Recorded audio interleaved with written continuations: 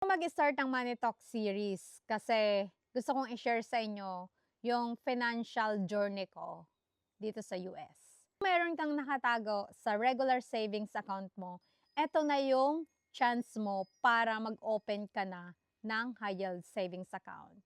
Ano ba yung high yield savings account? Yung high yield savings account is para din siyang regular savings pero mag-earn ka ng interest. Minsan nag-o-offer sila ng as much as 3% to 4%.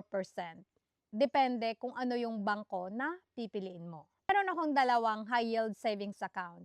Isa doon is Wealthfront na nag-earn ako ng 3.4% and American Express high yield savings account na nag-earn naman ako ng 3.10%.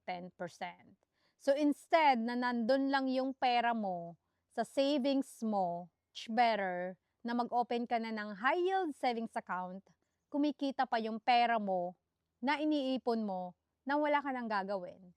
So kung ako sa'yo, look into opening a high yield savings account so you earn interest every month. Yun lang for Money Talks for today.